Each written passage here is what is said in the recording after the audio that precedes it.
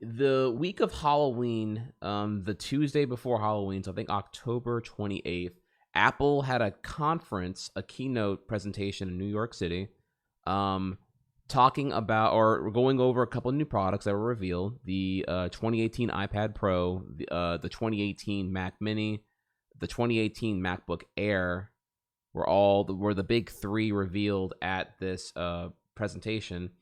And at this point now, there's enough evidence here to confirm or to have a very eventful discussion about some things that I've indicated now that I had a suspicion about for a while whenever the iPhone 10 first was revealed. But now here we are, a year later, right? Give or take, right? Yeah, a year now. A year and some change later. And now it's like, okay, now we can talk real. So follow me. Join me here. So first thing first, don't worry. I'm not going to sit here and just rant the entire thing to you. We're going to together recap the Apple conference, and then we will get into an eventful, delightful discussion. Thank you all again for joining today. So first thing first, let's all come together for a good old movie session time. Join me over here. And we're going to... Verge here has a great thing. We can watch the entire Apple keynote summarized in 9 minutes. Very digestible. Let's do that, and then we'll come back and then we'll talk, all right? I'm incredibly excited today to introduce an all-new MacBook Air with a Retina display and a whole lot more. Now, this is not me saying I like The Verge. I think they're like some of the... At times, dude, sometimes Verge is like some of the most Apple apologist fluff articles, but I get it though, because pretty much if you don't give like Apple fawning coverage, you get off their you get put on their media blacklist. So you're kind of put in this really awkward position because Apple is so however they are. But anyway, so yeah, that aside though, I don't really fuck with that. But damn, son. 48, here we come. War champ, 43 months in the game. Woo! Now, as Tim said, the #1 feature customers have wanted in a MacBook Air has been a Retina display. But we've made the display better in every way. The familiar aluminum bezel of the current MacBook Air is gone. The new Air's sleek design takes the display glass right to the edge of the enclosure, forming borders that are 50% narrower. It features a 13.3-inch display, and when it comes to resolution, we've taken the pixels and quadrupled them, providing 4 times the resolution for over 4 million pixels. And even with this narrower border design, we were still able to keep the FaceTime camera at the top of the display. The MacBook Air has another new feature that customers have been asking for, and that's Touch ID. And to enable Touch ID, the new Air comes with Apple's T2 security chip. T2 also features an SSD controller, which has automatic on-the-fly data encryption, offering the most secure storage of any notebook. The new MacBook Air has our latest generation keyboard with keys that offer 4 times the stability over the previous generation. A modern keyboard deserves to be paired with a modern trackpad. So we've replaced the old diving board version with the new Force Touch trackpad. Now, whether it's in dorm rooms or lounging on the sofa at home, we know customers spend a lot of time watching videos on their MacBook Air. So we wanted to make a better sound experience. It is 25% louder, it has 2 times more bass and wide stereo sound. So the new MacBook... So there's the pause right there. Okay, one, I love that chat's like the if I had a counter for the amount of omega laws I see in chat whenever you're hearing all the Apple phrasing, I just want to, just in case you're new to how they do their thing here, do know that when you hear terms like 25% louder, it is comparing to their previous MacBook Air, presumably, and that you should know that the MacBook Air was not last updated since 2014. So they're comparing to something almost 5 years old, just so you know. Not that it's necessarily a negative thing. I just want you to know where the numbers are coming from and for comparison. So let's just keep going then. Air has 2 Thunderbolt 3 ports. There's an 8th generation dual-core CPU, along with the latest Intel integrated graphics. And it also supports up to 16 gigabytes of faster memory, which is double the capacity of the previous Air. It has the same great 12 hours of wireless web browsing, but now has up to 13 hours of iTunes movie playback. The new Air has an unbelievable 17% less volume than its predecessor. It's just 15.6 millimeters, which is 10% thinner than the previous Air. So the new MacBook Air is configured with 8 gigabytes of memory, a 1.6 Core i5 processor with turbo up to 3.6, and 128 gigs of storage. I'm sorry. I was a little bit hard of hearing here. One more time. What was that? So for $1,200, my config comes with how much storage? How much storage? In 2018? Okay, just checking. 3.6 and 128 gigs of storage. And will start at $11.99, making it the most affordable Retina Mac we've ever offered. You can order it starting today, and it will be available next week. Now, there's another small but mighty Mac our users have been waiting for. I can't wait to tell you about the biggest update ever to the new Mac Mini. Now, I'm sure you've noticed that we've given it an awesome space gray finish. The number one thing our customers wanted us to do is give it more powerful processors. So now, every Mac Mini starts with 4 cores. But we didn't think that was far enough. So we're also giving Mac Mini 6 cores processors as well. And these aren't mobile parts, no. These are higher power, 8th generation CPUs with faster graphics too.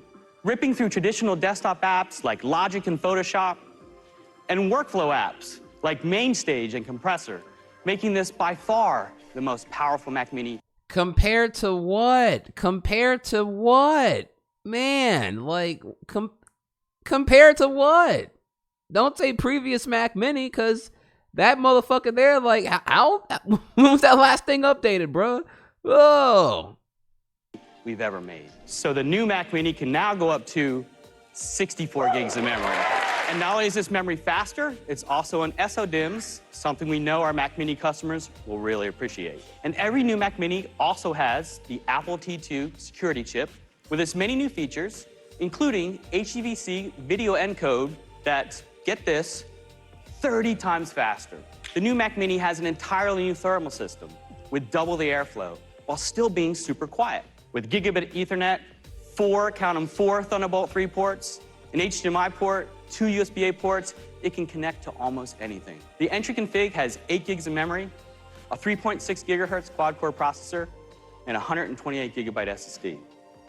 And it starts at just $7.99. You can order it starting today, and it'll be available next week. Today,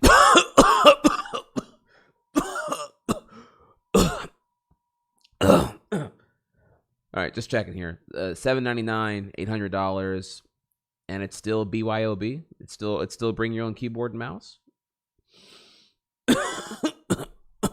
Okay, just making sure. I'm sorry. we're announcing an all-new iPad Pro. It's going to push what you can do on iPad or on any computer even further. And here it is.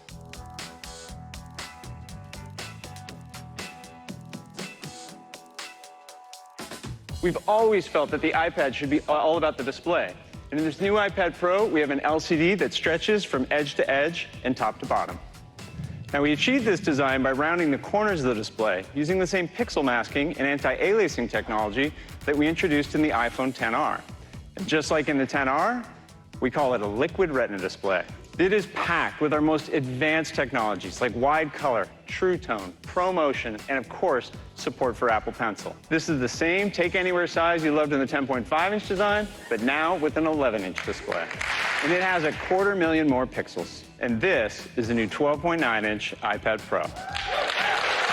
It's now almost exactly the same size as an 8.5 by 11 piece of paper. These new iPad Pros are just 5.9 millimeters thin. In the case of the 12.9-inch, that's nearly 15% thinner than before, because it now has Face ID. But bringing it to the iPad Pro meant we had to optimize the cameras, and we even had to retrain the underlying neural networks to work specifically in all the ways that you use your iPad. Portrait, landscape, attached to a keyboard, And no matter how you use these new iPad Pros, they are always right side up. Now with support for Face ID, you might have noticed there's no longer a home button. Well, no home button means that all those familiar gestures from the iPhone X now come to the iPad. So for instance, you can swipe down from the upper right-hand corner to get to Control Center. You access the dock by swiping up from the bottom. If you continue swiping up and pause, you get to the app switcher.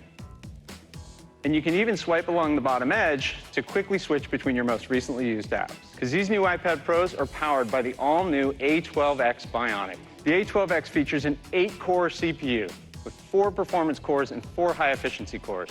And with our latest generation performance controller, multi-threaded workloads can now leverage all 8 of those cores simultaneously. Single-core performance is up by 35% compared to last year's already really fast iPad Pros. Multi-core workloads are now up to 90% faster.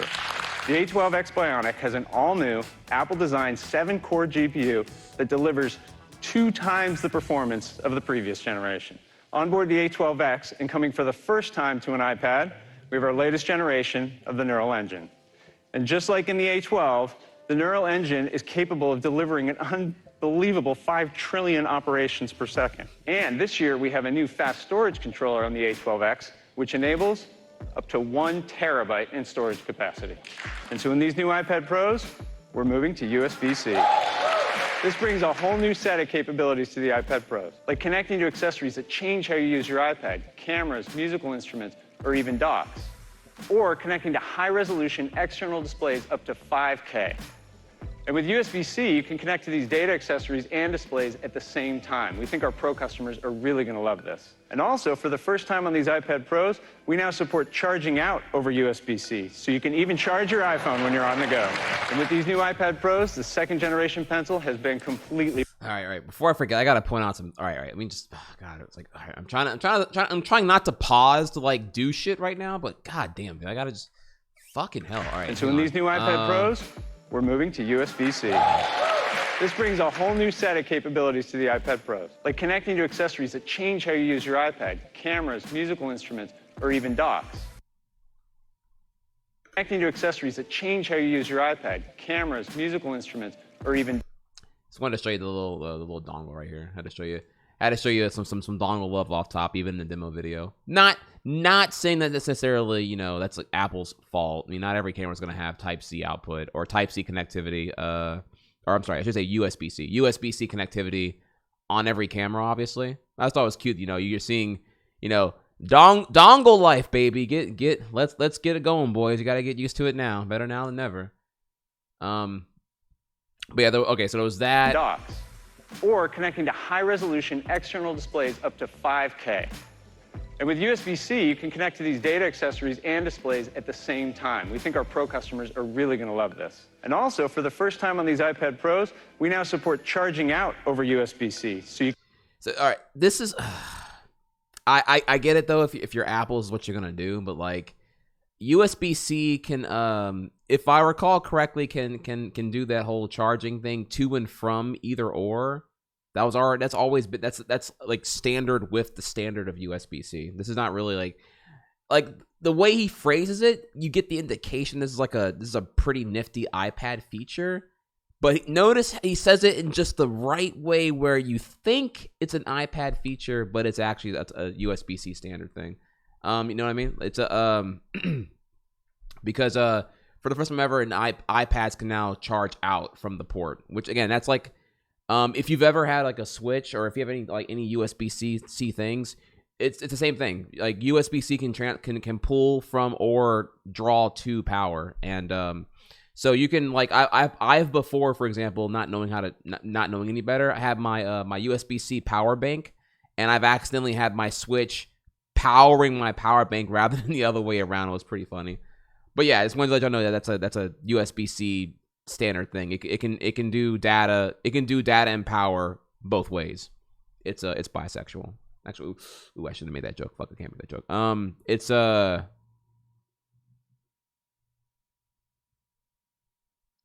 nice utility. you can even charge your iPhone when you're on the go. And with these new iPad Pros, the 2nd-generation pencil has been completely redesigned. The new Apple Pencil attaches magnetically to the iPad Pro. It automatically pairs and starts charging wirelessly. And this year, there's a whole new way of interacting with the Apple Pencil. Just tap twice on it to So just to clarify, if I own the Apple Pencil Gen 1 with its lightning connector,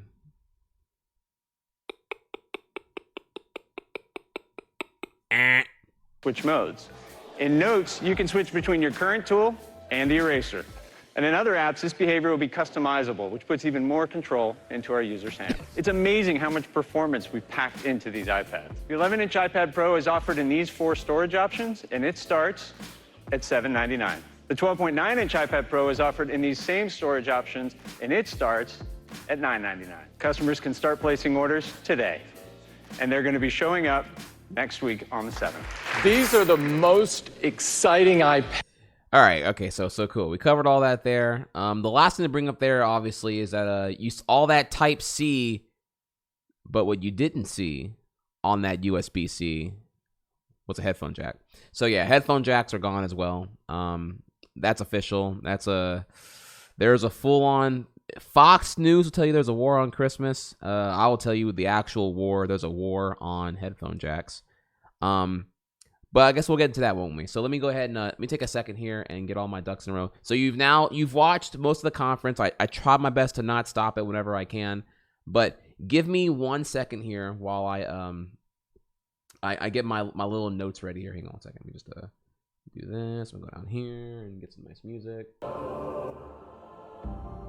Okay, and just so you know, nice and relaxing. Don't worry, it's gonna be a good old time. Remove that. Add this. Let me just hang on. And we're gonna have a good old time. We're gonna talk, y'all. We're gonna talk. And don't worry, I will before I start here, I will happily go into detail about what this is and what this is not. This is not a rant. Actually, let me just before I do, let me just get this going real quick here.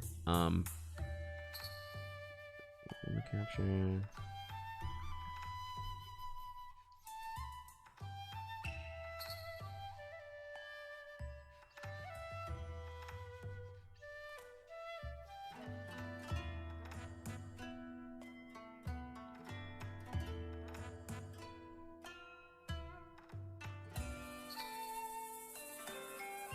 Is this big enough? Can y'all see this really well right here? Do I need to make it bigger or yeah, real quick here. Do I need to make this bigger or can you or is it good? I'll make sure that people who are on mobile can see it as well here. It's good. Gay music? Okay, fair enough. Here, I'll give you something a little less specific here. There you go. Well, how's that? They say humans are social animals. They can't live alone. All right, so But you can live also, if you guys are mad about that, blame that guy. That guy called it gay, so I had to respect him. I tell you, instead of feeling alone, it's better to have real solitude. boys are mad. I have it. That's a band. That's Omega Long. Well, fuck. Pop his ass then. Shit, mods, do your thing, bro. All right. All right, I got you. Okay, so I'll drop that back to where I was going then. Okay. Woo. All right, boys, we're in here now. Okay, so just me and you. Okay, let's get to it here. So first thing first. This is not a rant about also let me know, is this too loud or is it good right here? I want to make sure that I'm not like trying to talk over it, but that it's like just a complimentary thing. So let me know if the level is good before I get hot. All right, cool. We good. I had to give you the bang. A little bit lower. All right, there we go. A little bit lower. All right, how are we doing now? Now we're good?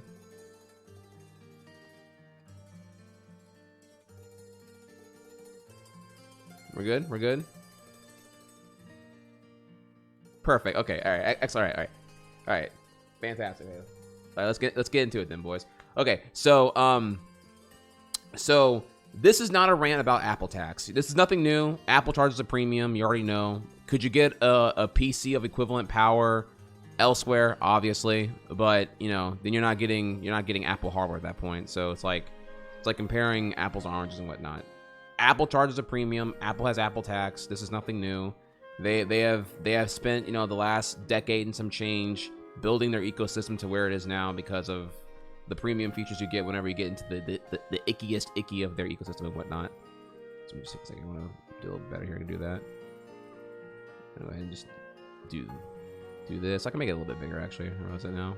Okay. So yeah, this is not a rant about that. This is also not an anti-Apple rant. This is also not a pro Android or a pro competition rant. This is going to be, I have to recap a couple of things here because I have a pretty I got some pretty insightful conclusions I've had from observing the last year of Apple that I felt like I wanted to that I wanted to have this talk for a while now with y'all. So let's get into it then.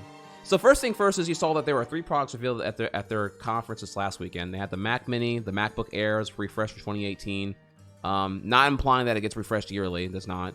But the Mac Mini had its refreshed for the first time in a while. Same thing with the MacBook Air. And then finally the iPad Pro had its first real technically it might be 3rd generation. I can't remember if it's 2nd or 3rd generation now, but it had its first real meaningful refresh at this point. So let's get into first the specifics of those 3 categories, and then we'll get into or those 3 products, and I'll get into where it's gonna get spicier. So I want to make sure you're all on the same page here, and I can get into, because once you know all the facts, and again, these are all here just should be all facts, and then we'll get into where my opinion of what's going on, both with Apple, but into a larger spectrum of electronics concerning where Apple competes and whatnot in those categories. So first thing first is the Mac Mini. If you know, the Mac Mini is it's about an 8-inch by 8-inch, jumbo hockey puck, if you will. Whereas the Apple TV is the actual size of a hockey puck. The Mac Mini is an 8 by 8-inch, give or take, right? It's a small computer, and it's always been in its own bring your own keyboard mouse combo, keyboard mouse display, BYO whatever peripheral, bring your own display. So they sell the Mac Mini on its own. And that was pretty cool for a while back when the Mac Mini, the Mac Mini, in its first generation was actually pretty cool to have, I would imagine.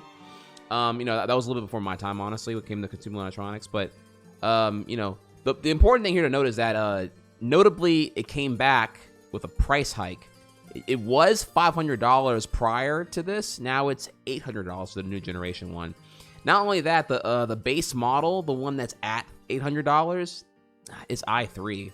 So it's got that whole thing going on where it's it's available from 800, but you're stupid if you get the base model with the i3. It's kind of they're doing that strategy from the that kind of was I think debuted around the iPhone 7, where the core configuration for an iPhone 7 or the base configuration was 16 gigs, if I recall. It was whatever was the final iPhone that had 16 gigs as the base configuration. And then it jumped from 16 gigs to 64, if I recall correctly. It was in such a way where while the iPhone debuted at whatever it was, I don't know, $699 or whatever, you'd be foolish to get that configuration, because the other one you get quadruple the memory or whatever. So it's crazy. It's crazy, right? Because it's meant to you're a fool if you get the base one. You need to get the higher configuration at minimum, or else you're losing so much return on investment, or just minimizing the aging of your own electronic and whatnot. So anyways, though, that aside, yeah, so price hike from 500 to 800. Wow. And base model is still is an i3 in 2018. Wow. Upgrades notable here, as you saw before. USB-C ports, there's now 4 of them. Modern internals, now it's using, again, modern internals here. But yeah, all the stuff inside's upgraded now. Now it uses, if I recall correctly, it uses DDR4. You can get a quad or hex core. But again, that's kind of just Apple zingy woey marketing and whatnot. Debatable whether it's using what type of Intel chips exactly in proportion to to be able to be in that little small chassis for the heat distribution and whatnot. But anyways, whatever. Modern internals, and then finally the T2 chip that allows some kind of typically I would imagine they're using their custom T2 chip for Touch ID and or other functions that are very Apple-esque, but apparently the T2 chip is worth throwing into the Mac Mini because it helps with encoding somehow. Again, I don't have you saw here, you put it right there for you here. You get You get some pretty secure encryption, again, supposedly. Oh, again, yeah, supposedly, but I think it's pretty confident you get that. Alongside some kind of like encoding utility. So it might be something for the video editors out there. I could be wrong though, I'm not quite sure, but yeah, whatever. They look further into it, they got the T-chip in there, right? So that's the Mac Mini. Next one, 2 out of 3. The MacBook Air 2018. This is the big one here. The MacBook Air came back, and everyone was excited for the MacBook Air because it was supposed to. It's known to be the most accessible, cost-friendly MacBook. At least it is now in a post 2015 MacBook refresh that happened. MacBook plain where where the white and black MacBooks were retired, and then the new MacBook came out with its one USB-C port. So here we are. Everyone was expecting this to be the new accessible Mac, but for $1,000, or try to keep that price point. But it came out at base configuration $1,200. So MacBook Air went up from what it was before, or from what the old model from 2014, or from whatever when it retired in 2014, up to $1,200 now. Notably, 128 gig SSD is the base configuration at $1,200, which again is like kind of crazy. And not only that, then it has the it's still DDR3 memory, which small frowny face right there as a given, just at the price of what it's at right here. But like, I get it. It's like it's got to be small, so it's got to have like lower draw power or some bullshit like that. But just want to make a note there that it is DDR3 in case you're wondering there. Upgrades for the MacBook Air 2018. It's obviously Retina display. That's a given though, right? That could be criminal if it kept that 1280 by 800 display. Is there any more storage than the SSD? No. Like you gotta. It's all non-user configurable. Oh shit. So what did Elle miss from Apple? AMD, what's your reaction to Samsung new flexible phone? Black Gamer. Well, I mean, I'm kind of in the middle of recapping all that right now. If you want to, I'll let everyone watch this. The keynote summary right here for you. If you want to watch it, you may join it as well. That'll give you up to date on what we're talking about right here. But right now, I'm recapping the facts because that's the conference that you can watch with all the Apple fawning terminology and whatnot. I am now diluting the Apple stuff just to be the facts of what's happened with these 3 products here, in particular because they were on the conference. And then I'm gonna get into the bigger picture of what's been going on since the iPhone 10. And then it'll be the bigger picture with my theories of where Apple's heading, alongside how that may affect the rest of the industry. And then finally, it will conclude with my 900 IQ theory that you may find intriguing and whatnot. And again, it's not even like an anti-Apple or pro-Apple thing. It's the bigger picture ultimately here. So I'll continue on now. But that's going to get you caught up right there for you, though. Thank you again. As for the foldable screen tech, it's exciting, but it's definitely young tech right now. And I think it's tough to really. Okay, I'm sorry. You have to go into a rant to answer that question here. I'm sorry, but like. Foldable screen technology, it's like what I'm seeing applied so far here is that you can take your phone and you can particularly you can have like a tablet and then fold it in half, and then you have like then you have a phone, right? So you have an actual like a true to life phablet, a convertible phablet where you fold it in half and whatnot. I'm not sure that's gonna be to be honest here, I'm not even sure foldable screens even sound that useful. Like, it's a cool application, but in practicality and usage, I'm not even sure if I'm that excited for that to be in phones. I'm more excited to see what that can be, what can be done with that in laptops. Actually, that's where it gets spicy for me. But again, I don't know yet. It is exciting though. But I'm curious of where that goes. We'll see. But I don't think you're going to see anything like concrete on a consumer level from that until at least next year. And I don't think you're going to see that be in anything bigger than a phone probably for another 2 or 3 years. But I am curious of if laptops would utilize that, and if so, what that would mean for them. So I guess we'll wait and see by like 2023, 2024 and see what's popping by then. I could be wrong though, honestly, but I think there's more utility for foldable screen tech to be used in something bigger than a phone. But that might mean, you know, that's probably gonna be like, you know, crazy expensive to manufacture or engineer and something bigger than a phone as well, right? So we'll see. I'm excited, but I don't think the whole folding thing is like I don't know if the folding in half thing is the end result. I think it's gonna go to something else, you know. So we'll see. But let's continue though, right? Okay. So thank you for that, gamer. Thank you for the resub. So yeah, upgrades to the MacBook Air. So now it's outfitted to have all the modern MacBook checklist stuff now. So it's got the 3rd generation butterfly keyboard. Yeah.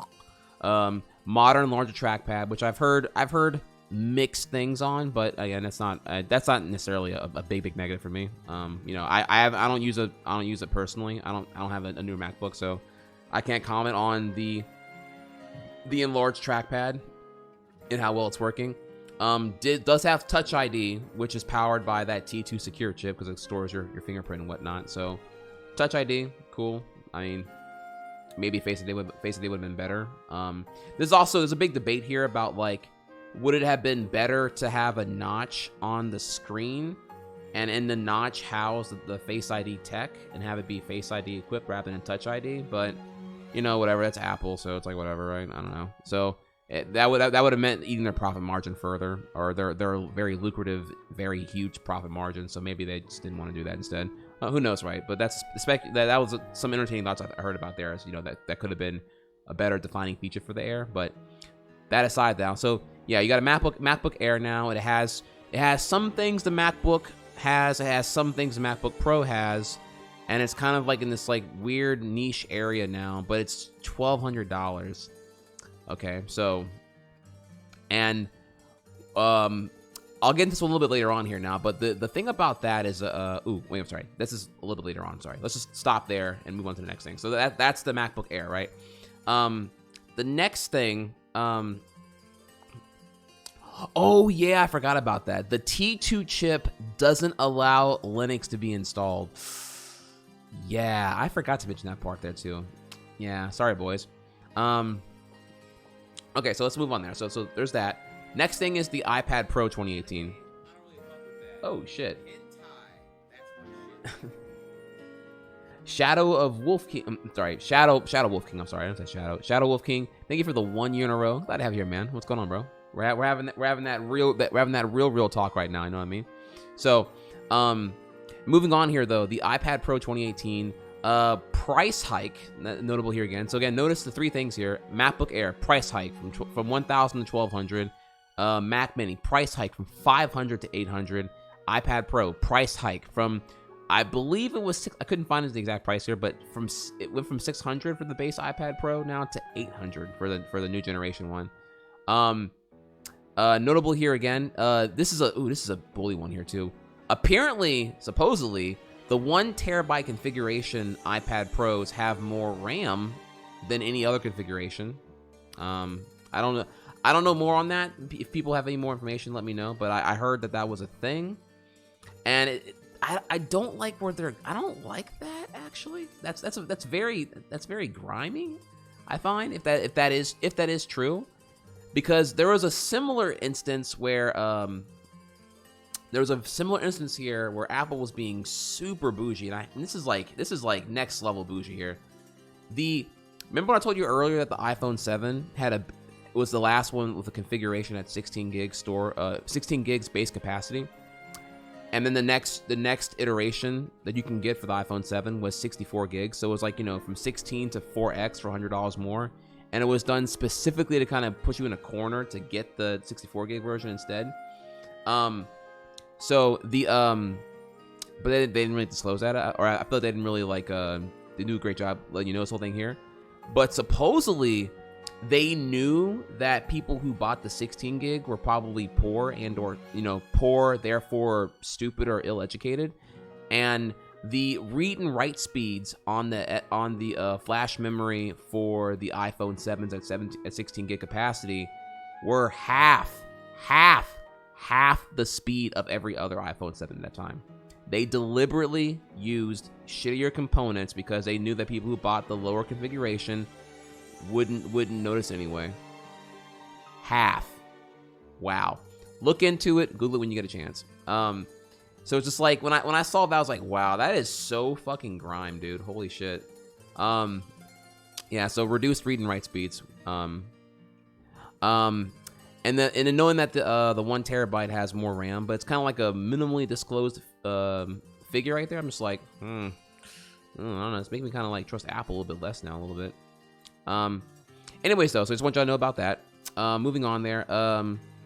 And notably here, okay, so yeah, it does have USB-C as its sole port. Headphone jack is missing, but again, that's like a, it is what it is. Like I can tell you that. I can tell you like, yikes, what that means big picture. But I feel like bitching over the headphone jack now is kind of like that's really more of an iPhone 7. That was like a 2016 drama issue. We're past that now. Google roasted Apple for that. Google also removed the headphone jack on their Pixel 2 onward and whatnot. Every company now is kind of like following Apple's trend because Apple did it and had the courage to do it or whatever. So, and there are benefits to it. Obviously, you are able to make your phones more easily waterproof, I guess, and you are able to reduce components by reducing an analog to digital converter for audio signal that the headphone jack would require, I guess. You could make it thinner, I guess. Again, I'm pretty mixed on that because I haven't had to deal with that reality. I don't have to live in that reality yet. I personally still have an iPhone 6s, so I still have a headphone jack, which I still do use whenever I'm on the airplanes and whatnot. So, but I get that though. I'm not even saying that I'm like anti-Bluetooth or anti-wireless. I just know that like, I know why Apple did it for like, can claim for one reason it's to modernize and push forward audio technology for courage. I also can look at that as like, okay, well, it's also very convenient because they're going to push, it coincidentally, the iPhone 7 with the no headphone jack came out alongside the AirPods, and the AirPods are very lucrative to, hey, well, here's this new thing now that solves that problem that we created by modernizing and moving forward standards. So, so yeah, I'm not here to shit on them for that. That's an issue that's already been 2 years over the bridge now. We're already moving on from that. Or I say we're moving on, but I don't think there's going to be realistically thinner technology cells. And I think we're at a point now where it's already confirmed. Now this was 2 years ago now, and people have already moved on with it. That I guess waterproofing sells more than saying, hey, we kept our headphone jack. I guess that's rather than keeping retro tech. That's more of a power user marketing thing, that advertising the features that are now possible more easily by removing retro tech sells more to the masses, apparently, or something. I don't know, whatever, right? Anyways, though, so yeah, so we're not going to focus on that. I just wanted to know that again, that no headphone jacks in the iPad Pro, and a thing where the most notable thing there is that we're at a point where here's a modern tech thing that clearly size. I'm not an engineering guy here, and I'm sure the iPad Pro 2018 is very, very thin. But size not necessarily a factor. And could you have shoved in a headphone jack in there? Well, honestly, for it to be 5.9 millimeters, I mean, maybe they couldn't. Maybe it's actually that thin, and you couldn't put a headphone jack in there at that point. But whatever. Anyways, I digress. Right? You debatably could have put one in there, but they chose not to, and they weren't going to anyway. Who's to say that couldn't be on the chopping block for MacBooks in the future? You know what I mean? So anyways, though, moving on there. 1 terabyte, 6 gigs of RAM. Price hike from $600 to $800. And notably here, while USB-C port does do a lot, external monitor out can do I believe it can do a 4K monitor out. I don't know. Again, I don't know the specifics here of if it can like daisy chain or whatever. I think it can do one display out. I don't know if it can do but I don't know. I'm pretty confident that it supports you can do USB into a hub, and you can do like multiple things. You can do like power out, monitor out, and then you can do it into like another a camera or whatever.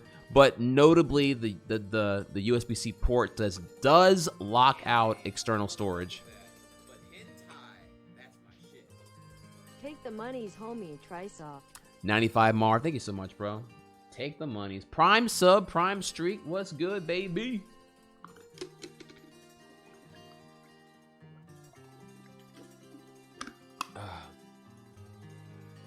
Okay, so moving on here though.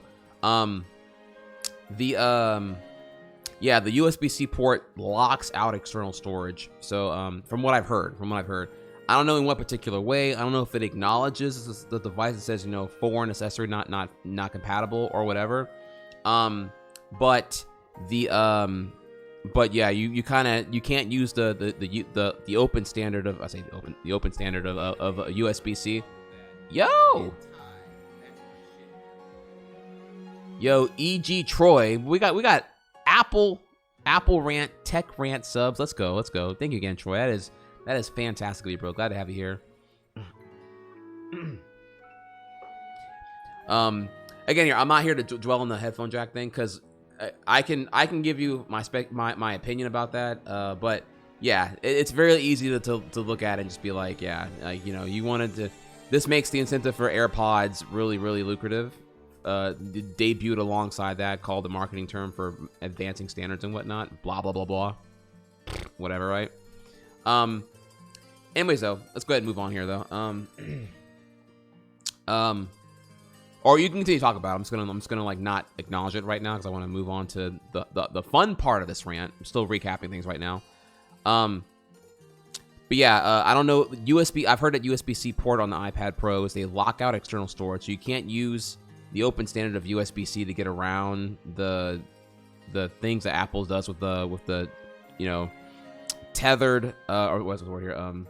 Soldered non-user replaceable storage options on all their products, including the iPad. So whatever you buy is whatever you're stuck with. So you gotta like shill out hard and get the biggest capacity you can afford relative to what you want to do with it. So you can't just have like, you know, a 1 terabyte, you know, or you can't have like anything really, because it locks all that shit out. So you're still tethered by the balls of Apple's storage capacities, which is kind of what they want to do. They've been trading consumers with that for a while now, so it is what it is, and you're gonna deal with it. So there is that to be notable about, right? Upgrades for the iPad Pro. It has I'm just gonna call it Generation 2. Generation 2 Face ID that works in any orientation, so you're able to like, you know, you don't have to have it like vertical upright. You can have it any direction you want, and it works fine. Which is again a pretty solid upgrade, I would say. Apple Pencil 2 with magnetic snug charging. Again, compatibility with Apple Pencil 2. So again, here's a note here again. If you bought the $100 Apple Pencil 1, if you are a loyal Apple customer, then yeah, you're gonna need at minimum a USB-C to Lightning adapter for your iPad, and then you need to like, you know, have the pencil charging out of that awkwardly for a minute, and then you store it somewhere manually. But obviously, if you hop in here now and just, you know, chill out all the way, you can get the Apple Pencil 2, which to be fair is a legit upgrade because it's a legit upgrade over in terms of spec over the first one. But obviously, if you're you know, doing a consecutive upgrade, you're like really burned, because you're like, fuck, dude. But yeah, it has like touch gestures similar to the AirPods, where you can just like change tools by touching the pencil and whatnot, which is pretty nifty. You saw it's already featured in the Samsung Note 9's stylus, which is pretty cool as well. So, but yeah, you know, $100 though, and it's like, man, you get max fucked if you already had the pencil in the first place. But whatever, that aside, now, you know, the Pencil 2 no longer has a stupid dumb charging mechanism where it's like, I don't know. I feel like I don't even know, dude. Like the fact that you had to use the Lightning port on the iPad for charging that pencil before was kind of like omega lol in the first place. But that aside, though, so we got that liquid retina display, which those Apple terms, man, goddamn, dude. It's LCD cut to margin. I don't know what else to really put on there other than that. Like, I'm sure there's more to it than just that, but it's like, all right, whatever. So yeah, I just want to let you know that it's. I'm gonna call it Apple Retina and then roll my eyes and then move on. Okay, cool. So, thinner iPhone 5 esque edges, which is nice. I do like the revision. I do like the aesthetics physically of the new iPad Pro. I think it does look really, really good. So that I give that. It's nice. So yeah, so now we recapped the Mac Mini price hike things, MacBook Air price hike things, iPad Pro price hike, lots of things actually. So let's go and scroll down here now. So the other price hikes here. This is where it's gonna get hot. So let me just pause here because now we're gonna get serious. Okay, so let's go over the other price hikes that have happened recently as well. I say recently, but in the last 3 years, right? Magic Trackpad went from $70 to $120 to $150. Keyboard and Mighty Mouse increased once the space gray iMac Pro was revealed alongside and whatnot. Apple Watch Series 3 base configuration $329, then Series 4 $399. Notably here as well as notable here as well, by the way, is that previous generations of all the things featured here didn't reduce in price. Now these new ones are out. So like for example, the iPad Pro 2018 is $800 now, right? It didn't like replace the price of the old iPad Pro. Not only that, the previous generation iPad Pros remain at the price they were at available for. Same thing for the MacBook Air. Same thing for the old iMac. They're all old iMac $499, still available $499. Didn't reduce in price from the new one. New one just $800. The old one's still what it was before. So it's like you're not seeing a reduction in price now, which is kind of what it used to be. It used to be, yeah, here's all this crazy new stuff now, and it's available for the price the old thing was, and the old thing drops in price and whatnot. So we're going to live in a world now where perhaps I'm getting an indication here that, yeah, just price hikes all around, and older generation stuff does not reduce in price. Which again, I get it though, because this is all just me bitching about, again, the Apple tax. So I wanted to just go over the facts. Now you have all the facts. Now we can get into the next step here. So let's go ahead and do that then. So now you've seen all this here, let's go over theory 1. Apple wants to convolute the MacBook ecosystem in effort to distract from the entry price being $1,200 for any kind of MacBook product. So where we're at here now, this is the thing, right? It's like, it's actually, because you look at the MacBook Air and you're like, okay, it's got 2 USB-C ports, it's got Retina display, it's got the butterfly keyboard, the jumbo trackpad. It kind of has all the same shit as a MacBook, but now it's in a 13-inch form factor, 13.3-inch form factor, but it's $1,200 now. So let's move on to the next step, because it comes to the next thing here. Scroll here, make sure I scroll correctly. Next thing, Apple increases perceived value of MacBook Pro being $100 more by comparison to the 2018 Airs. So the Air has a price hike to $1,200, and it's like, well, why get the Air when you can get an entry-level Pro for $100 more? You know what I mean? So it's like you have this weird thing now where it's like, okay, well, I can get the Air, but I can get the Pro for $100 more. So they're doing that thing to you again, where it's like the configurations kind of conflict with each other on purpose a little bit. So you got that going on right there, right? And again, just to recap there on that one, make sure I got that one understood correctly here. The MacBook Air starts at $1,200, but at the same time, again, the idea here is that when you go to shop for one, if you're going to get one brand new from Apple or just brand new at MSRP price, the 13-inch 2018's MacBook Pro at lowest configuration start at $1,300. So for $100 more, you can get an Air, or you can upgrade and get a Pro instead. That's the idea anyway. All right, next thing here. Apple really increases perceived value of the Air compared to the 2015 onward MacBooks. The MacBooks are $1,300. I actually couldn't believe they're still at that price. Honestly, it's kind of crazy. But yeah, the 2015 MacBooks that use a and I could be wrong here. Maybe I'm make sure I have my facts are correct. There's been some changes to the MacBook since 2015. I don't know if they all still use Core M processors and whatnot, which is like really, really weak. But the notable thing about the MacBooks that they're so thin, they don't have a fan. They have like They're so thin with their custom engineered battery and really small chassis that they use a processor that's quote unquote, well, I mean, in my words here, so weak it will never need cooling. Like, it's not going to require a fan because it can't. It's like having a human that can't sweat. Like, it's like you're so weak that you will never exert enough to require sweat to cool. That's the analogy I would use for comparing the MacBook, right? So distinctively, the MacBook has no fans, therefore can't cool, therefore can't push as hard to require cooling, thus uses a Core M processor. So that's the idea behind the MacBooks. But the value of an Air is perceived much higher because it has Intel. If I recall correctly, I believe it has Intel Y processors, which again they draw lower power and they're not as Gucci as the U series. I don't know if the Pros actually use U series and whatnot, but I know the Ys are definitely, they consume about, they're weaker, but notably they use 30% of the power, or it's a 30% fewer, I forget, 30% of the power or 30% less power than the U series Intel processors and whatnot. So but point is though is that, like, you can get an Air for $1,200, you can get a MacBook for $1,300, or you can get a MacBook Pro also at $1,300 here. So it's like, the whole point there is Apple made the price of the Air now at this awkward point where you're just like, it's not $1,000, so it's not blatantly cheaper, and you're just like, well, fuck, I could go up a little bit more and get way more bang for my buck, just spend more money.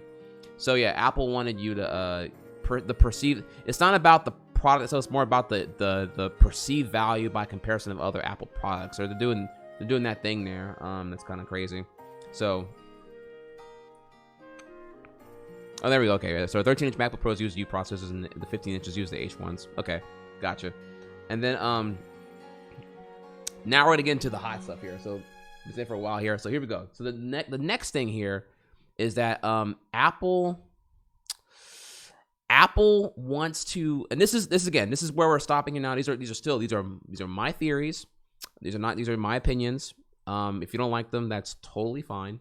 But I thought you guys would like to hear my thoughts on this anyway, so I had a lot to say about it, actually. Apple, in my opinion, Apple wants to weaken the laptop PC utility to strengthen perception of the iPad lineup as it further intertwines into a walled garden. So I know, all right, the question I ask myself all the time is like, okay, like, what would, and I hate to make it, it's such a cliche thing, but it's like, what would Steve Jobs do in a Steve Jobs era Apple compared to the Tim Cook Apple? And I know it's a criminal oversimplification to just like put the CEO's face and say, yeah, he's all decisions made right now are on him and whatnot, right?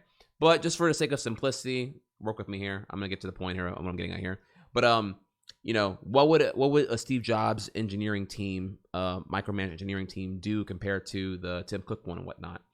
And what comes to mind here now is kind of like what comes to mind right now here is that could I look at, I think about the 2018 unibody MacBook that just like, innovated, slam bam, here's unibody, here's form factor.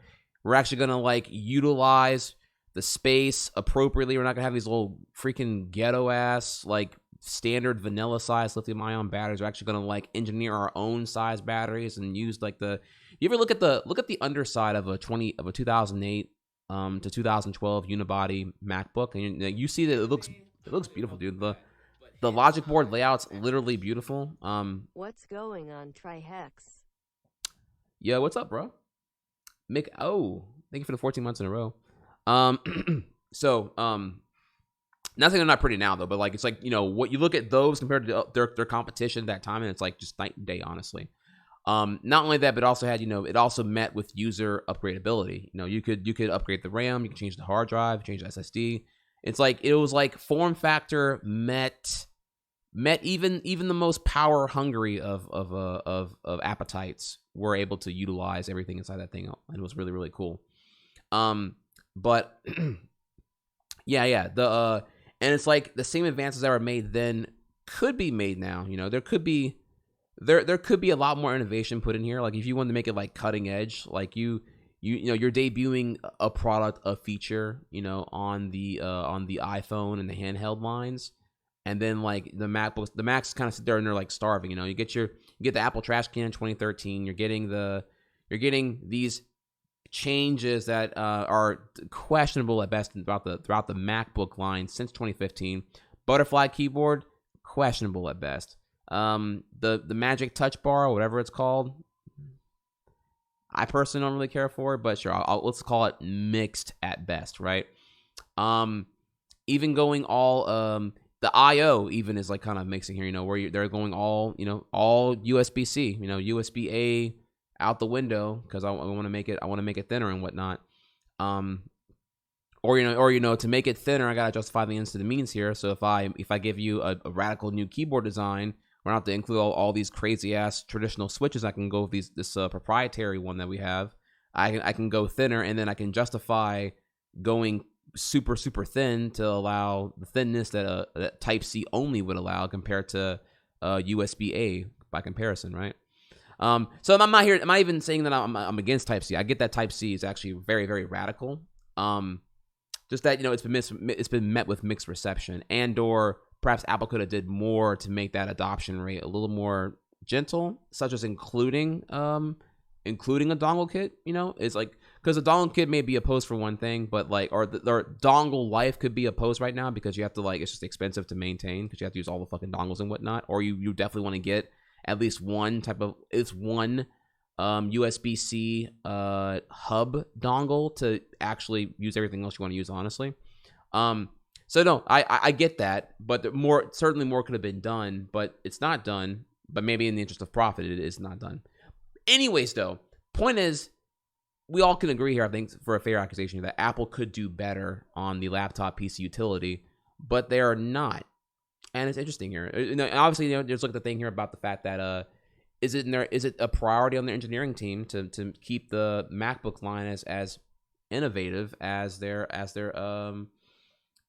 walled garden line, the iPhones and the iPads and whatnot? Obviously not, right? That's why you're not seeing anything happen right there. But bigger than that here, they may be wanting to weaken the laptop PC utility because they want to strengthen the iPad line first, and the iPhone line would probably follow second. In an effort here because if they can convert more people to get iPads, man, that walled garden is very lucrative. When you get it, the minute you get an iPad, bro, that's it. You're in the Apple ecosystem. You're on the Apple App Store. You're gonna want to get Apple Pay and your Apple Wallet all configured here. Apple makes a fuckload of money off of all revenue spent via the Apple Store. Via the Apple Pay. I'm sorry. Apple makes a fuckload of money, 30% on everything that ever generates money within the Apple App Store ecosystem itself. And again, you're literally in a walled garden at that point, which is kind of what they wanted. It's like the whole end game, right? It's already, by comparison now, it's already, they make it really when they introduced the App Store concept to Mac OS, it's they're trying to bring that more and more in. You're seeing all those features, that entire user standard come into play more and more within Mac OS / OS X with everything else going on right there. So I think the idea there is definitely they want to make the iPad and iPhone seem very very powerful after a decade of trained consumers who are used to the iOS ecosystem, as that's very familiar even for a lot, even the biggest of normie here. They understand how to operate the iOS ecosystem, not necessarily the Mac one. They give the Mac one a shot. They might love it a lot because the trackpad gestures are really really intuitive and very very good, in my opinion at least. But yeah, they want to strengthen that further to build that walled garden here. And then the next thing here, and this is my final one here. Oh, wait, actually not. Okay, so crazy theory. Apple wants to minimize outside partners as much as possible and create full in-house engineered products using Apple chips entirely, maximizing the walled garden and/or App Store usage. So what I'm getting here right now is So what I mean by that is right now, MacBooks use Intel processors, use, Radeon graphics cards in some cases, right? Or Intel integrated graphics cards and whatnot. But I think what Apple really wants to do here is use custom engineered parts. Like, I could be wrong here, but if I recall correctly here, iPads and iPhones, minus some parts here, some the screen technology is provided by Samsung and LG. The batteries are sometimes done by a different company. Logic boards are assembled by a different thing. Yeah, it's all that right there. But the point is, Apple engineered technology could be manufactured by other people and whatnot because they're going to license it. They're going to license and lease that out to them to manufacture. But Apple engineered shit ultimately is owned by Apple. If Apple chose to manufacture them themselves, they could. But I think that's definitely the end goal there for them is to minimize outside partners and maximize their profit like hardcore right there. And so let me see. We want to elaborate on this one here for. Yeah, they want to use Apple chips entirely throughout their product line. And did I let me see here. Do I have hang on a second. I want to make sure. I want to not spoil my notes here. Did I include this part in the next thing here?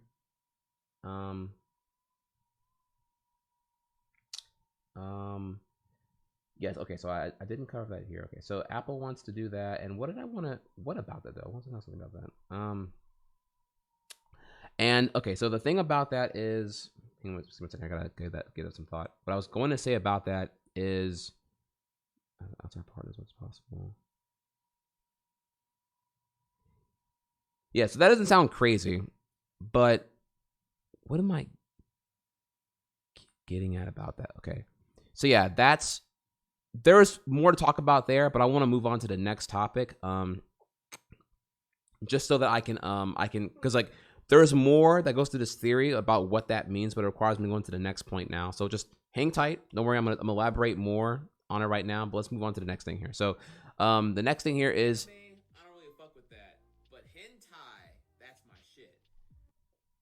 I'm trying my best. Thank you for the Prime sub. That is we are two. That is 2 Apple Rant subs.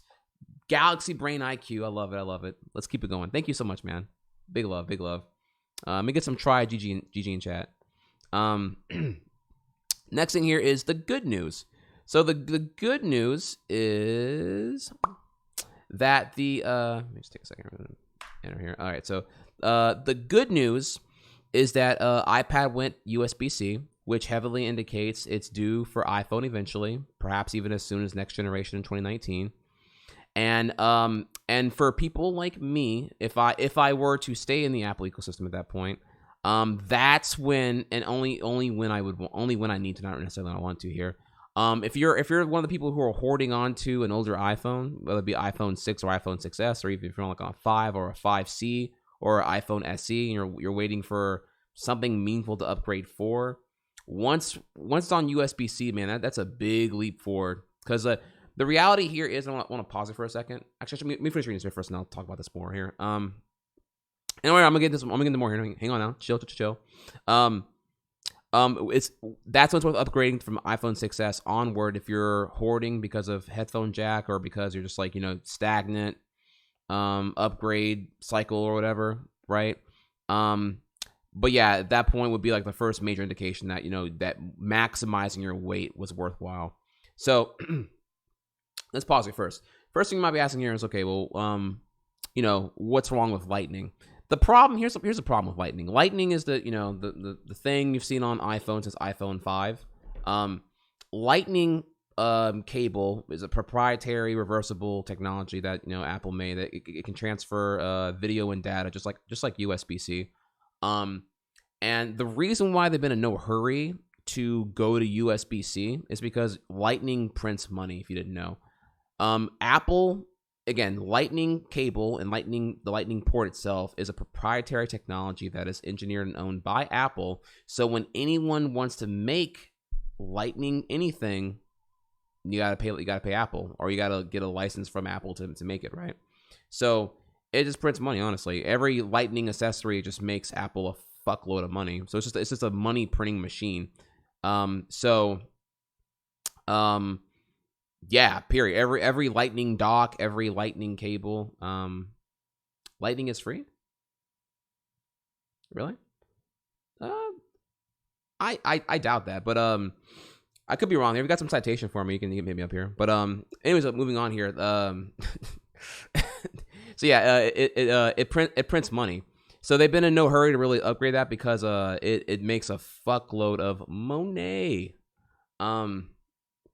So so yeah, that's why that's probably a reason why you've seen USB-C take a long time to come over there because it's just it makes a lot of fucking money. But moving on though, yeah, the iPad now went Type C, which is an indication here that there's actually yeah. So iPad went Type C, or I keep saying Type C. I should say USB-C.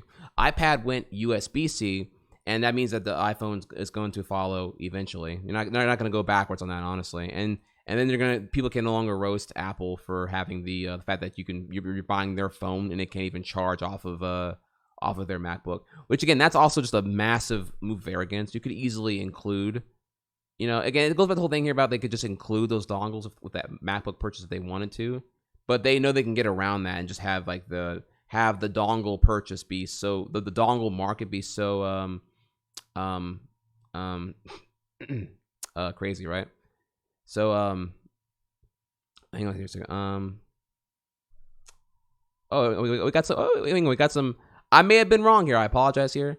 I'm glad I didn't write this one down. That's why I didn't feel super confident that Lightning was a purely a licensing moneymaker for them. I wasn't confident. That's why I didn't write that one down. But I'm glad I'm getting a correction right now here. Let's go ahead and all right. Doug C says that upgraded to Lightning because the only alternative at the time was micro USB, which is true and it does suck.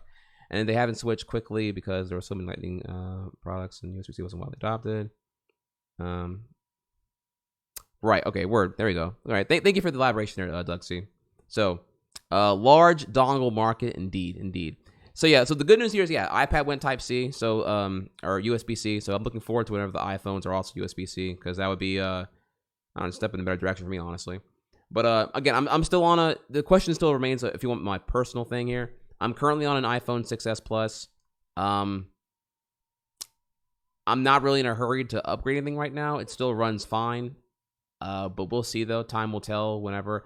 I'm not even sure really what's gonna make me want to upgrade here. I'm not really eager to pay $1,000 for a phone right now. I know phones are just getting crazy expensive here, and I've seen like what the 10, the 10s, and like the Note 9, just these crazy prices now for phones. I'm just like, all right, well, I don't know. Like, so I'm like I see where things are going now. I'm just like, oh, dude, I'm chilling. I'm big chilling. You want to call it a dinosaur phone if you want to, but I'm cool right now, man. So what would make me have to upgrade? I don't even know, honestly. I can't say at the moment, but I know that once it's a standard that I really approve of, like USB-C, I would be or Thunderbolt via USB-C. I'd be less hesitant to upgrade at that point. So we'll see. So yeah, so there's that. So that's good news one. And then finally here was the final part of my theory here, and this is kind of a reach, so take it with a grain of salt. This is a crazy one, right? And this is actually where I'd love to hear you guys share your take, and if you think this is like possible, or I'm saying possible, probable, or you have a different outlook on where things can go here. But I've shared this before here, and then let's see what we got here. So it's a final thing actually. Okay, so MacBooks may end up adding the 8, got the A12, the A12 Bionic, A11, A10X or whatever, right? The chips that are included as like the brains of the iPad and iPhones at this point. It may end up adding A chips, or let's call it AX, the AX chips alongside the Intel chips in a transition period to be able to run iOS apps natively before the full Swift transition. They talked about this a little bit earlier at WWDC this year, but let me go ahead and move on here now. If tolerable with Butterfly keyboard, getting a MacBook when it has both internally might be that rare sweet spot like 2008 first generation unibody MacBook Pros, where form factor met function met user customizability. I think that's one word there. So pause there. Would you rather be a Yoshi-sized duck or a duck-sized Yoshi?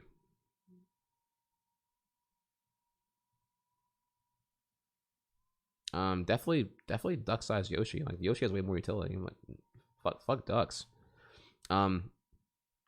Real talk though, right? Thank you again, Durland for that. Definitely want to be a Yoshi for sure. So yeah, Yoshi-sized duck, I can live with that. So yeah, let's go back here for a second here. So yeah, MacBooks may end up adding some AX chips into their thing alongside Intel. Now, there's two things here, right? It's very obvious. Big duck mood. Yo, Disco Duro, thank you for the 17 months in a row. You think there's some bias there? Maybe a little bit, So, what was I gonna say here? I'm sorry. So it's very obvious that Apple finds the app ecosystem very lucrative. I'm sure they make a fuckload of money off that. Again, it's if in case you weren't aware, everything that sells in the Apple App Store makes a 30. They take in 30%. It's 70-30 split. If you want to make an app that generates revenue on the App Store, you'll be giving Apple 30% of everything you ever generate. That's not really that controversial. Steam is the same thing. Steam does the same thing. When Rockstar sells GTA 5 on Steam, it's a 70-30 split. So $17. Is that right? I don't know. My math's bad here, but $17 of the $60. I could be wrong. I don't know why I thought $17 here, but whatever. 20. Yeah, no, yeah, it's because 30%, not 30%. Oh, yeah, so about $17 of every $60 purchase of a game, whether it be GTA 5 or whatever, from Steam and Valve make from the privilege using their ecosystem and whatnot. Same thing for Apple and whatnot, right? And it's not controversial. It's one y'all know that for transparency and fact stating and whatnot. But yeah, point is it makes them a fuckload of money because obviously the App Store is like popping because you have like a shitload of iPhone users who are on there spending a lot of money and whatnot. And they want to bring that over to the MacBook line, or they want to bring that walled garden into these iPhone trained users, because there's more money to be made there by making the whole thing more accessible and more walled garden-esque compared to like even Mac OS where you can just use whatever you want and get around the whole thing here. Like for example, if you ever go like look and see, if I recall correctly here, like it's like there are like paid calculator apps that you can buy on the Mac OS App Store that like you can just like go like Google like a site that has like calculator function and be fine. You know what I mean?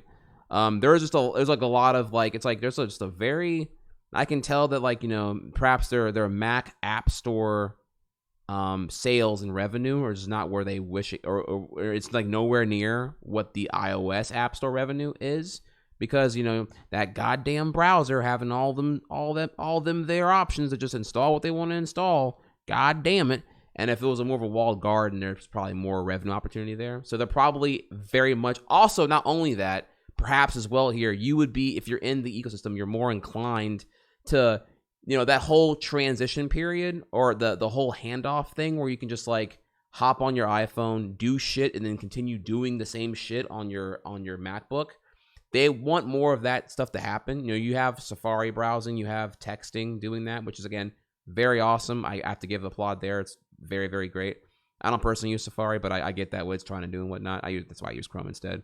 But that aside, though, it's all really, really great and whatnot. But whenever you can have like just like straight up, I think the idea here is that if you can just run like any app that's on fucking iPad or whatever, and you can just throw it onto your Mac, that's probably like the end goal, because again, you're training the consumer within the walled garden. And if you're already trained to be fed by Mama Tim Cook when they're chewing the food for you, and then just feed you like the birds that you are, you're not gonna complain. But if you're like a power user, you're just gonna be all like, you're already unbound. You're not in the wall, or you're aware of the wall, but they're not even aware of the wall. Honestly, they're just like, oh, cool, the thing I already like I can now do on the bigger thing. That's awesome. That's cool. So it's like a different consumer perspective and attitude and whatnot. And I think they think for them that they want that. It's a very lucrative revenue source to get. So so they want to do that. They want to have all the Mac shit on there. Now what I want to get to further here is that at the Apple WWDC, Worldwide Developer Conference they have in June, at that conference they were definitely talking about, I believe they were talking about like how Metal 2, in some capacity, they were trying to work on it where perhaps through emulation, I'm not quite sure, but they were going to make it to where like you'd be able to easily, or they're working on it right now, where developers will be able to easily, using Metal 2, the language and the coding language, they'd be able to like make an app that would run on modern iOS devices and be able to easily port over it and have it run on Mac OS. That was the idea. But that is Wake up, Schmarkus, a riot. how do I do that? I'm sorry, is he asleep right now? Yeah, they'll be able to do that. But again, that's being able to like make a new app work alongside one of the two by only having to like write the code for it once, supposedly. Not the same thing necessarily as having just all the apps that are grandfathered working, or that are already iOS apps now, run over. And you kind of have to pull the whole like Sony PS3 thing, where you just literally include a PS2 internally inside a PS3 for it to run like completely flawless emulation of all the old stuff here. So it may be an expensive endeavor, but the idea, I think, would be that there may be a soft spot eventually here where an effort here, and this is where let me go back here to that crazy theory, right? The idea here is that Intel processors are gone. My theory is that Apple wants to eventually include only, the Apple A14 chip, and it's working here in the future, right? They want to make the Apple A14 chip will be a very, very powerful custom chip. You think of the custom chip that runs down the iPads and the iPhones, but like super duper version for their desktop line. And then you're like, it's going to be able to like just deeply run the entirety of the Mac library. But to get to that point will take a while. So therefore, there may be a soft spot where MacBooks will contain perhaps both an Intel chip and an Apple something chip, to be able to just have the Apple chip just for running flawless emulation of all the iOS apps as that transition point to like bring them in further in there. So so we'll have to see here. That's my speculation that they would want to do that. And then the end point being that, yeah, you're just going to be like, by that point, there's so much clout in the iOS app ecosystem that just like when you're buying a Mac, you're buying like, it's going to further and further be an iPad on steroids and whatnot. And even if and by that point, it won't even matter if people complain about how like I don't know, I don't know how they would actually handle that. This is where I think it's a solid theory, but I don't know how. I can't pinpoint how execution would work out there. But like, whatever. Just gotta like, I don't know. It's gonna be kind of like where like what we do on the phone dictates more of what you enjoy out of the laptop or the desktop experience. So it's like, you're like, okay, yeah, I'm gonna buy Photoshop on iPad, and because I already bought it on iPad, I'll just port over to my MacBook. You'll see more and more of those things happening. You're gonna see more perceived value from the iOS App Store ecosystem because it'll have super duper continuity across the ecosystem and whatnot. So we'll have to see here, man. So that's my speculation there. I'd love to hear from you guys more about that, if you feel that's the case or not. But yeah, that the idea being there may be sometime between now and I don't know, like 2025, there would be MacBooks in some capacity would include both their custom engineered chips alongside their Intel chips in transition before they go full in-house engineered chips and whatnot. So we'll see though. That's my speculation right there. So just to recap here again, what we covered here right now, Apple has had price hikes for all their product line, and that has not negated sales. There's a bigger picture too, by the way, because when the iPhone 10 came out, they didn't have, Apple reported having stagnant year-over-year growth and having more iPhone users and more iPhones sold in general, but they reported more profit because people are just paying more for on a per phone basis here. And you've seen just the average price of everything go up and whatnot. So it's kind of like you in the Tim Cook era Apple, it's all about this worldwide sales and profit margin Goliath, above more so than what used to be, I think, a priority relative with the Apple tax into just genuinely innovating. I don't know. I feel like in the past, Type C or USB C would have been I don't know the word here. I don't know. Just I can't really blame USB C. That's actually a solid thing. I can't fault that one. But like all the other shit, the butterfly keyboard, the Magic Touch bar, I don't even know what else you can think of here. Like, you've seen, like, I've seen so many people like applaud the Dell XPS 13 much more so than any other MacBook laptop by now. I think back to a different time when MacBooks were generally rated as like the best thing to run Windows Vista on, mega free. Even Windows 7, which laptop, MacBooks easily, right? And now where it's like, what laptop should I get? What's my most bang for the buck? And it's like, it's not. It used to be, MacBook free if you're willing to go with that price range, because the utility and the return on investment and the aging of resale value made it all very, very lucrative. But now it's like, I don't know, can't say honestly. It's not instant. Like, I know what you should get. It's like, yeah, things are much more competitive now, and it's not. I'd say the lead that Apple had for to convert non-apples to apples was not as there anymore. But again, it's all about the sales priority now, so it's a little bit different. But yeah, we went over that. We covered the 3 new products that got debuted here. We went over the price hikes pattern, and I went into the theories here about how the ecosystem for MacBooks now is convoluted, and it's meant to make you perceive value indirectly and give you a false sense of security on which one to get here. Like in a vacuum, for example, you would think the MacBook Pro, as you probably all thought in 2016 onward or 2015 onward, you saw the price hikes here. The once upon a time MacBooks were I'd say affordable. Now it's $1,300 or I'm sorry. When they first came out in 2015 or 2016, it was like the ones with the Magic Bar. It was like 13-inch started at $1,800, and then the 15-inch started at over $2,000, if I recall correctly. And I was just like, damn, Apple, that's crazy, dude. So yeah, it's just like, yeah, price hikes insane if you wanted the Magic Bar on debut year. It was actually insane. But yeah, in a vacuum, I'm just like, yeah, it's insane. But now it's like, the Air is $1,200, Pro start at $1,300 without Touch Bar. MacBooks, plain are more than the Air, so it makes the Air look like a better value by comparison because of the overprices and whatnot. And it's just like, ah, damn, dude, fuck. So yeah, you have that the sneaky perception of value going on there by indirect comparisons. My call out here that they want to weaken the PC laptop utility to strengthen the perception of the iPads to further in you into their walled garden. And then the crazy theory that Apple wants to minimize outside partners as much as possible to bring their full house engineered chips into their computer lineup.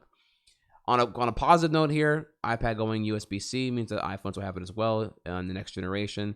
And if I were you, knowing what we know now, I personally wouldn't get an iPhone 10s or 10 or whatever, unless you like really need it, I guess. But like if you're in no hurry, you'll probably get USB-C next year, and at that point you can just do so much more with it, just because you're gonna get a point where you want to get away from Lightning anyway. Like if you're already in Lightning town right now and you know what's coming up here, you can just like peace out on Lightning at this point. So and then finally here, my theory that there may be a sweet spot in an effort to emulate iOS apps on the MacBook here. You might be seeing MacBooks equipped with both custom AX chips alongside Intel chips in transition to be full in-house A chips at some point in the future. So and if that does happen, you'll have that sweet spot where you have like full-blown continuity and whatnot. Hey. Where's my headphones at?